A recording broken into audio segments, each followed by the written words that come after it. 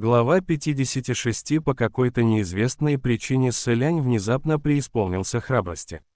После отбытия Лан Цаньсу шаги принца сделались медлительными, а спина немного сгорбилась. Но эта храбрость, неизвестно откуда взявшаяся и неизвестно куда направленная, заставила его выпрямиться, даже незаметно для самого себя. Он так и стоял неподвижно, когда Ши Цинсюань подошел и похлопал его по плечу. «Потрясающая личность. Ваше Высочество, уж не знаю, как вам удалось с ним сдружиться, но вы поистине удачливы».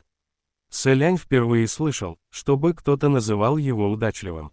Он поглядел на Ши Цинсюаня, улыбнулся и сказал: «Правда, пожалуй, да, мне тоже так кажется». За их спинами Фэн Синь продолжал молча стирать кровь. Когда они обернулись и увидели его лицо, облепленное белыми волосками, то с огромным трудом удержались от смеха. Сэлянь произнес: «Ты уж прости, можно сказать, он извинялся вместо Хуачена». Фэн Синь, оторвав наконец от лица белые ворсинки, недовольно бросил: «Я проиграл ему в мастерстве, так к чему извинения?» Трое небожителей еще раз обыскали логово Цзэжуна, удостоверились, что внутри не осталось ни пленников, ни чудом спасшихся демонов, и лишь после этого оседлали ветер и благополучно вернулись в столицу бессмертных. Пролетев сквозь врата Вознесения, они увидели множество младших духов средних небес, которые сновали тут и там целыми отрядами, готовые к встрече с серьезным противником, и осматривали территорию вокруг каждого дворца по обеим сторонам главной улицы. А стоило им приблизиться к дворцу Шэню, обнаружилось, что внутри толпятся чиновники верхних небес, издалека слышались их громкие споры. Первая же фраза, которую они услышали: Хуачен перевернул все так, что якобы это чертоги верхних небес отправили в призрачный город лазутчика. Поистине неслыханная дерзость. Неужели верхним небесам может понадобиться совершать что-то подобное? Услышав такие речи, Сэлянь и Ши Цинсюань тихонько кашлянули. Вероятнее всего, факт внедрения в призрачный город шпиона с целью добычи сведений, правда. Кричать об обратном, не разобравшись до конца в ситуации, слишком опрометчиво, ведь если выяснится, что лазутчик действительно был, получится, что говорящий сам себе вырыл яму. Троица вошла во дворец, возглавляемая Ши Цинсюанем. Увидев повелителя ветров, присутствующие рассыпались в приветственных восклицаниях. «Ваше превосходительство, вы вернулись. Вам пришлось потрудиться. Надеемся, вы не утомились». Взгляды их при этом не отрывались от Сэляня. Но никто еще не успел задать ни одного вопроса, когда следом вошел мрачный как туча Фэн Синь, будто выкарабкавшийся из пруда, наполненного кровью. Небожителей будто сковало ледяной коркой, они поспешно отвели взгляд. Все-таки никто не желал в относительно спокойной обстановке дворца Шэнь услышать оглашающую небесные просторы брань. И лишь Му Цин не только не последовал всеобщему примеру, но даже наоборот, намеренно уставился в ту сторону, старательно и неприкрыто разглядывая пострадавшего. Сэлянь поднял взгляд и увидел на почетном месте Цзюнь-У, который сидел, подперев рукой лоб и потирая висок. Глаза владыки были закрыты, будто от легкого утомления, и Сэлянь прекрасно понимал его. В прошлом подобные собрания проводились раз в 1-2 месяца, а то и реже. В последнее же время происшествия случались одно за другим, за короткий период дворец Шэню наполнялся посетителями уже несколько раз, будто ежедневно что-то случалось, и порой одного собрания в день было недостаточно. Сэлянь на месте владыки тоже почувствовал бы усталость. Кроме того, советчиков, желающих высказаться, вокруг собралось не счесть, и все говорили наперебой. Один из небожителей произнес: он заявился по своему желанию и соединил дворец Синьлы напрямую с другим местом, разве вас не пугает данный факт? Сегодня он вот так легко взял и похитил его высочество наследного принца, которому не повезло его прогневать, а завтра. Вполне возможно, что он точно так же сможет выкрасть другого чиновника из другого дворца. Ни в коем случае нельзя пускать ситуацию на самотек, необходимо принять своевременные меры по предотвращению угрозы. Если бы дело происходило в мире смертных, Хуачена можно было бы сравнить с мятежником, вырывшим подземный ход под императорский дворец и теперь приходящего и уходящего, когда ему вздумается. Разумеется, кто угодно потерял бы покой от подобных новостей. Неудивительно, что отряды духов средних небес усилили меры предосторожности и патрулировали округу. Му Цин же делал упор совсем на другое, он бесстрастно произнес. У Хуа Чена столько последователей, весь призрачный город принадлежит ему, но что для него значит какой-то дом блаженства? Сожгли и сожгли. Я сильно сомневаюсь, что Хуа Чен ворвался в столицу бессмертных именно ради взыскания долга с его высочества. Ши Цин Сюань тут же парировал. Генерал Сюаньчжэнь, а вот тут вы не правы. Ведь все слышали, как Хуа Чен это признал. Да и вообще, чья очередь в этом месяце охранять подходы к столице? Кто-то применил магию к вратам дворца Синьлы, привязав их к другому месту, и совершенное осталось незамеченным. Можно ли считать это невыполнением служебных обязанностей? Пэймин, который стоял в стороне, сложив руки на груди, и невозмутимо хранил молчание, после этой фразы отозвался. «Моя очередь». Ши Цин Сюань по невнимательности ошибся, он-то думал, что была очередь Му Цина, а в итоге оказалось, что камень полетел в огород Пэймина. Неловко вышло, ничего не скажешь. Однако Пэймин не стал уклоняться от ответственности. В этом месяце за патрулирование столицы отвечал я. И случившееся, действительно мое упущение. Небожитель, находящийся в дружеских отношениях с Пэймином, тут же помог ему выйти из затруднительного положения. Как мне кажется, нам следует рассматривать происшествие по одному за раз. Для начала давайте разберемся с инцидентом на кровавом перу чистого золота. Внезапно послышался голос Линвэнь, которая стояла у подножия трона Цзюньу. Есть новости от его высочества Тайхуа. Цзюньу немедля открыл глаза. Что он сказал? Линвэнь, помолчав секунду, ответила. Он сказал, что в деле о пере чистого золота государства Юнань выяснились скрытые обстоятельства. И позднее он сам разрешит все вопросы с его высочеством наследным принцем, вмешательства со стороны не требуется. Также он просит ни в коем случае не давать его высочеству разрешения на самонизвержение, это к делу не относится. Му Цин насупил брови. Какие еще скрытые обстоятельства? Линвэнь ответила. Больше ничего, это все сообщение.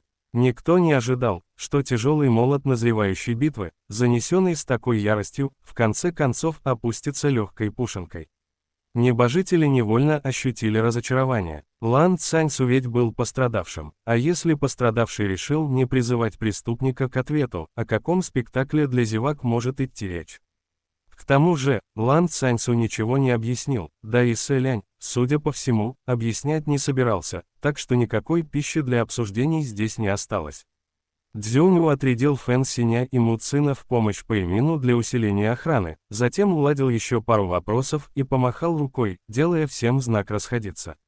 Сэлянь остался и краем уха услышал чей-то разговор. Так и знал. Каждый раз, когда он что-то вытворяет, владыка обещает разобраться, а в итоге будто ничего и не произошло. Имеющий глаза не разглядел гору Тайшань, что оказалось изваянием Будды. Впредь будь осторожнее в высказываниях. Когда все разошлись, Сэлянь вышел в центр зала и склонился в поясном поклоне перед Цзюньу. «Я доставил вам хлопот». Цзюньу возразил. Это вовсе не хлопоты. Если бы ты продолжал утверждать, что кровавый пир чистого золота, твоих рук дело, создал бы мне настоящие неприятности. Поколебавшись, Сэлянь все же рассказал владыке все, от начала до конца. Владыка выслушал и вынес вердикт. Синьлы, ну что за поступок? Столько усилий, и никакой благодарности, лишь вызвал на себя всеобщий гнев. Сэлянь виновато потупился. Я понимаю. Ну что с тобой делать? Ты всегда так поступал. Сейчас Тайхуа переключил внимание на поиски Цзэжуна, но когда закончит с ним, то наверняка снова придет по твою душу. Ты уже придумал, что ответишь на его обвинения? Нет, но сейчас у меня есть иной повод для раздумий. Цзюньу с улыбкой спросил. И что же это за повод? Может быть, поделишься, порадуешь меня занимательным разговором. Это вы отправили повелителя земли шпионом в призрачный город. Цзюньу невозмутимо ответил. Да, но почему? Голос Цзюньу звучал размеренно. Потому, что Хуа Чен первым заслал своего шпиона в небесные чертоги. Сэлянь от неожиданности застыл. Цзюньу поднялся со своего места и продолжил. Долгие годы Хуачен чрезвычайно быстро узнавал многие известия, и даже в том, чего ему знать не полагалось, он был осведомлен в мельчайших подробностях. Он прекрасно понимает, что дозволено, а что нет, где находится грань, которую запрещено переступать, и как пройти ровно по ней, а иногда и продавить немного дальше. В этот раз Хуачен проложил ход прямо к дворцу Синьлы, что является косвенным доказательством присутствия в чертогах верхних небес его сообщника. В противном случае ему бы не удалось совершить подобное. Честно говоря, Сэлянь в некоторой степени подозревал, что это так. Ведь Хуачену в самом деле известно слишком многое, поэтому слова Цзюньву не стали для него неожиданностью, в которую трудно поверить. Принц спросил: «У вас есть прямые доказательства?» Цзюнь мягко покачал головой. «Именно по причине отсутствия таковых, мучимый нескончаемыми подозрениями, я отправил Мин и в качестве шпиона в призрачный город. К несчастью, крот в чертогах верхних небес еще не был обнаружен, когда Мин и сам оказался в руках противника. И хотя благодаря тебе повелителя земли удалось вызволить живым, все же теперь найти лазутчика Хуачена стало еще труднее». Сэлянь спросил: «Утечка идет из верхних небес или из средних?»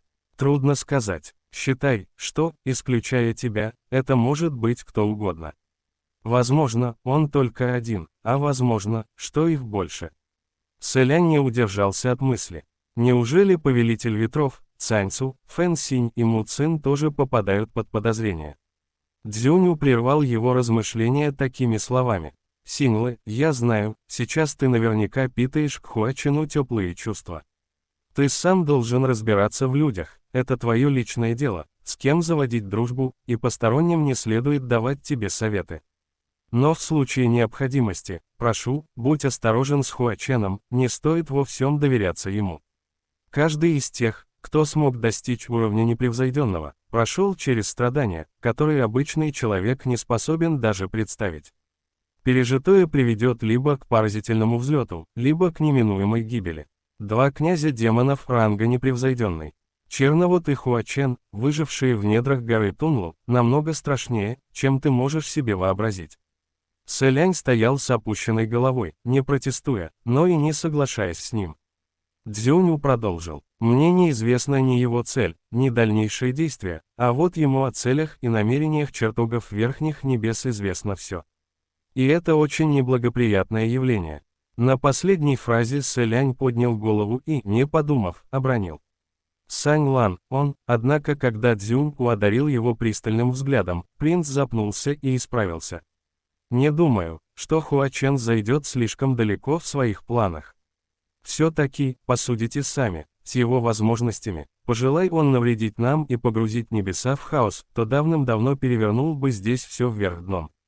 Но если раньше он не совершил ничего подобного, то, думается мне, не совершит и впредь. Если, конечно, не возникнет никакой по-настоящему серьезной проблемы. Хотелось бы, чтобы твои слова оказались правдой. Но, ты же знаешь, я не могу рисковать». Сэлянь покинул дворец и побрел по улице Шэню.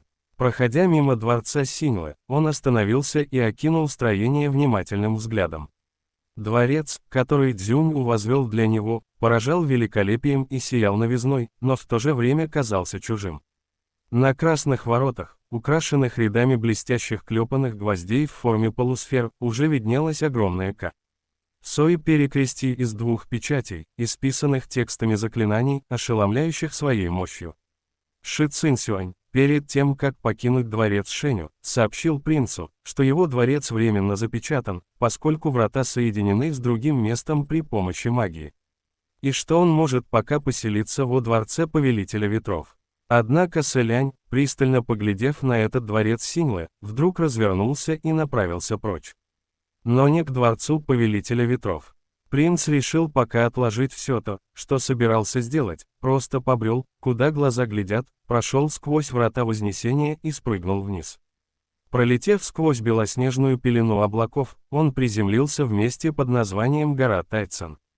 Именно здесь когда-то располагалось священное место, где члены императорского рода древнего государства Синьлы занимались духовными практиками и проводили сакральные церемонии и обряды, монастырь Хуанцзы. Это был огромный храмовый комплекс, залы и строения которого покрывали всю гору Тайцан.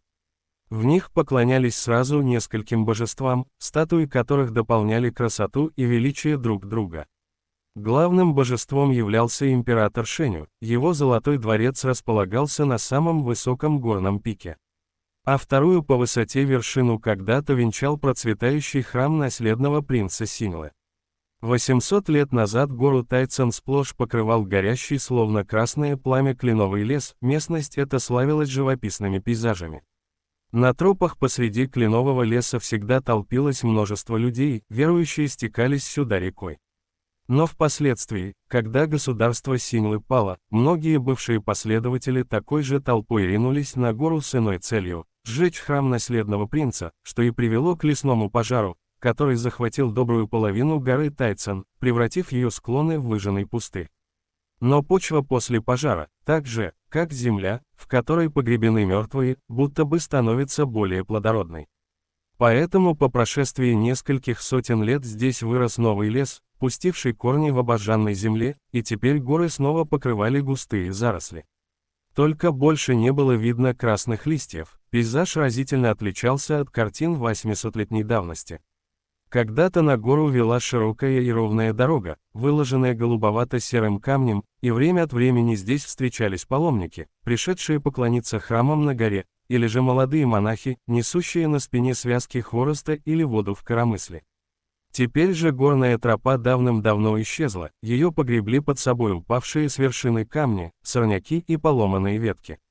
Сэлянь поднимался на гору, полагаясь лишь на ноги, которые несли его сами, а если на пути встречались заросли колючих кустарников, он вынимал из-за спины фансинь и острым лезвием прокладывал себе путь сквозь сухие ветки и сорные травы. Добравшись до середины склона горы, Сэлянь ощутил усталость и прислонился к стволу высохшего дерева, чтобы немного передохнуть. Как вдруг сверху упало что-то угольно-черное и со странным скрипом полетело прямо на принца.